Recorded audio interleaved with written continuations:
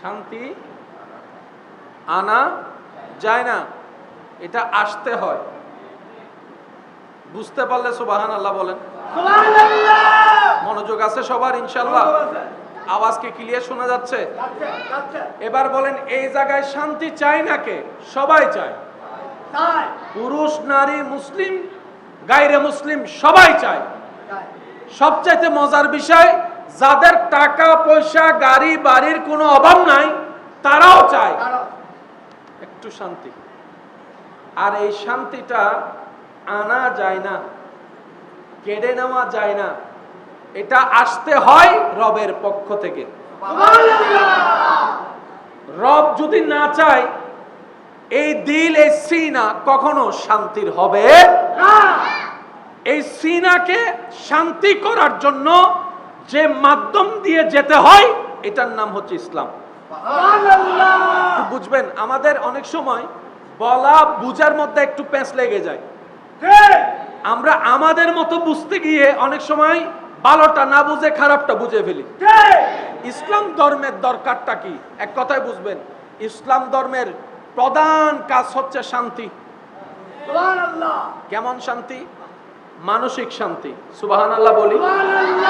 ইসলাম ধর্মের কাজ মানসিক শান্তি দেওয়া, শারীরিক শান্তি দেওয়া, মেন্টালি শান্তি দেওয়া, ঘরে শান্তি দেওয়া, সংসারে শান্তি দেওয়া, ব্যবসায় শান্তি দেওয়া, আত্মীয়তার বন্ধনে শান্তি দেওয়া, চাকরি ব্যবসায় শান্তি দেওয়া, বাহিরে শান্তি দেওয়া।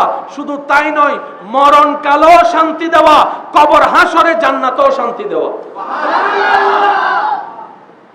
এই শান্তি পাওয়ার মাধ্যমের নামই ইসলাম। যাদের শান্তি দরকার তাদের ইসলাম দরকার। আরেকটু জোরে বলেন, ইসলাম কাদের দরকার? যাদের শান্তি দরকার তাদের ইসলাম দরকার। দুনিয়া এবং আখিরাতের সব শান্তি আল্লাহ ইসলামের ভিতর দান করেছেন। সুবহানাল্লাহ। আপনারা যদি একটু আমাকে সাপোর্ট দেন, আমি বলতে স্বাচ্ছন্দ্য বোধ করব। আমারও মনে হবে যে আপনারা রিসিভ করতে পারছেন, আমারও বলতে ভালো লাগবে।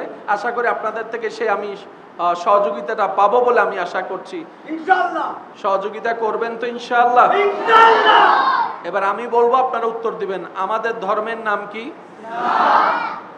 ইসলামটা কাদের জন্য? যাদের শান্তি দরকার তাদের জন্য। টাকার মধ্যে যা আছে, খাবারের মধ্যে তা? খাবার দিয়ে আপনি যা পাবেন, পানি দিয়ে তা পাবেন? পানির মধ্যে যেটা আছে সেটা কাপড় দিয়ে পাবেন? কিন্তু ইসলাম এমন অল ইন ওয়ান, যেটার ভিতরে আপনি সবগুলা পাবেন। এবার আমি আপনাদেরকে ছোট্ট একটা উদাহরণ দিই। সুস্থতার দরকার আছে না নাই? অসুস্থতার মধ্যে অশান্তি, সুস্থতার মধ্যে শান্তি। অসুস্থতা হলে ডাক্তারের কাছে যেতে হয়, ডাক্তারে দেখে পরামর্শ দেয়, ডাক্তারের পরামর্শ মতো চলতে হয়, ডাক্তারের দেওয়া ওষুধ খেতে হয়, তাহলে অশান্তি দেহ শান্তি হবে। একই জিনিসটা নিয়ে একজন মুসলমান যখন ইসলামের কাছে গেল, ও ইসলাম, তোমার কাছে তো সব শান্তি আছে, আমার দেহের অশান্তি, এই রোগগুলো আমাকে কষ্ট দিচ্ছে, পরামর্শ দাও। তখন ইসলাম বলে, ডাক্তারের কাছে যখন গিয়েছো, চেক আপ দিয়েছে, আলাদা খরচ হয়েছে, এক এক ওষুধ এক এক কোম্পানি দিয়েছে, আলাদা খরচ হয়েছে, 3 দিন 7 দিনে 3 মাস 10 মাসের ওষুধ দিয়েছে, আলাদা আলাদা খরচ হয়েছে, তোমাকে অপারেশন দিয়েছে, আলাদা আলাদা খরচ হয়েছে। ইসলাম, আমি তোমাকে যে সমাধান দিব সেটাতে তোমাকে 1000টা ওষুধ খেতে হবে না, নিয়ম মোতাবেক সুন্নত অনুসরণ করে কালো জিরা খেতে থাকো, মরণ ছাড়া সব রোগের ওষুধ কালো জিরার মধ্যে আছে। ইসলামের কাছে শুধু ইবাদত আছে যে তা না, চিকিৎসাও আছে। সুবহানাল্লাহ বলি। নিতে জানি নাই, ব্যর্থতা আমাদের। ধরে রাখতে জানি নাই, কমতি আমাদের। এবার বলেন, ডাক্তারের কাছে 10 রোগের জন্য গেলে ওষুধ দেয় 20টা, আর ইসলাম 10টা রোগের ওষুধ দিয়েছে একটা। জোরে বলেন, একটা। এবার আপনার এলাকায় কালকে একটু খবর নিয়ে দেবেন, যতগুলা ঘর আছে, বাড়ি আছে, মানুষ আছে, গত 1 মাসে কয়জনে কয়বার কালো জিরা খাইছে? বলেন না, বলেন না, একটু আওয়াজ দেন। আচ্ছা, কালো জিরা জীবনে একবার হলেও খাইছেন এমন আছেন না? কালো জিরা কি মুখে লাগলে মিঠা লাগে না তিতা লাগে? তিতা লাগে। তিতা লাগে। জোরে বলেন, তিতা লাগে। ছাড়টা একটু ভিন্ন। আমি বলছি আপনারা মিলাবেন।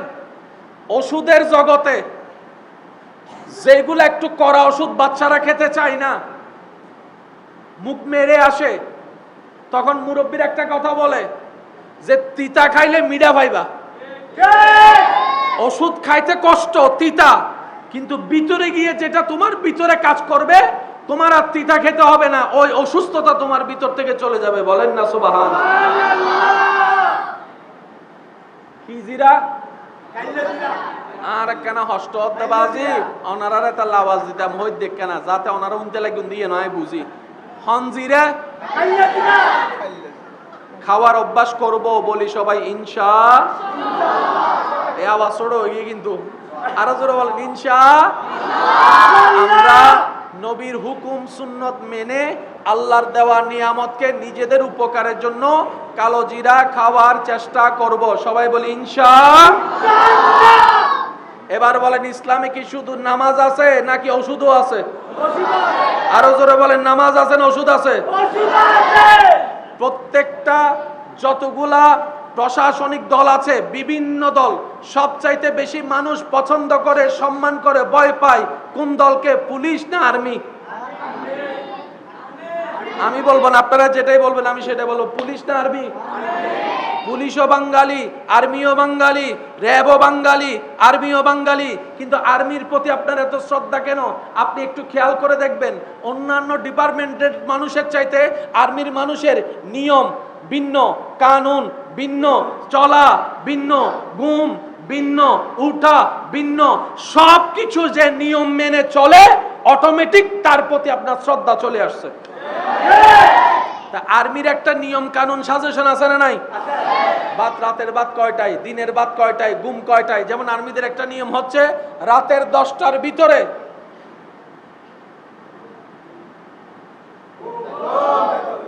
আবার বলছি রাতের 10টার ভিতরে কারো যদি ঘুম না আসে মোবাইল চিপতে মন চাই চিবেন, কিন্তু পাশের জনের জন্য ডিস্টার্ব না হয়। রাতে 3টায় ঘুমলে মন চাইলে 3টায় ঘুমান, সমস্যা নাই, কিন্তু ফজরে ঠিক আজানের আগে উঠতে হবে। যদি না উঠে যা দেয় আরে পানিশমেন্ট, যা দেওয়ার তা দেয়। আর্মি যখন একটা নিয়মে চলে, ওই শৃঙ্খলার কারণে আর্মিদের বডি আলাদা, শরীরের মুভমেন্ট আলাদা, চিন্তা আলাদা। এইরকম মানুষকে কন্ট্রোল করার জন্য কিছু নিয়মের দরকার। ইসলাম বলে একই নিয়ম তো আমরাও দিয়েছি 1450 বছর আগে। 5 ওয়াক্ত নামাজের নিয়ম করে দিয়েছি, সুবহানাল্লাহ। ঘুমের নিয়ম করে দিয়েছি। দুপুরবেলা খাওয়ার পরে একটু কাইলুলা করার জন্য অনুমতি দিলাম। রাত্রেবেলা ঘুমানোর পরে 40 কদম হাঁটার অনুমতি দিলাম। পানি কিভাবে খেতে হয় ইসলাম শিখিয়ে দিয়েছে। ভাত কিভাবে খেতে হয় ইসলাম শিখিয়ে দিয়েছে, সুবহানাল্লাহ বলতে থাকি। একটা পেটে কতটুক খাবার থাকবে, কতটুক পানি থাকবে, কতটুক নিঃশ্বাস থাকবে, ইসলাম বলে দিয়েছে। খাবার কোনটা ভালো কোনটা খারাপ ইসলাম জানিয়ে দিয়েছে। পানি কতটুক ভালো কতটুক খারাপ ইসলাম জানিয়ে দিয়েছে। শুধু তাই নয়, আজওয়া খেজুরের উপকার ইসলাম জানিয়ে দিয়েছে। শাক সবজির উপকার ইসলাম জানিয়ে দিয়েছে। খাবার শুরুর নিয়মও জানিয়ে দিয়েছে, খাবার শেষের নিয়মও জানিয়ে দিয়েছে। মানি নাই মানার মতো দোষ আমাদের, মানি নাই মানার মতো দোষ আমাদের, ব্যর্থতা আমাদের। শহরের তুলনায় গ্রাম অনেক বালা, মাথায় রাখবেন। যারা গ্রামে আছেন আপনারা এখনো ভাগ্যবান, অন্তত দুয়া হন নগরে। গাড়ির ফ্যাঁ ফু আওয়াজিন হানন জন্ম করে, ঘন্টায় 2 ঘন্টা কান যা দেরি হয় না হ না। আর যার ঘরের সামনে যদি বিল টিল আছে, মাশাআল্লাহ, বিলুর বাতাস, বিয়েল বেলার বাতাস আছে, বহুত সুখুদ আছো না ভাই, বহুত শান্তিতে আছো। আলহামদুলিল্লাহ হন যাবো না, আর কেনা জোর হন না আলহামদুলিল্লাহ।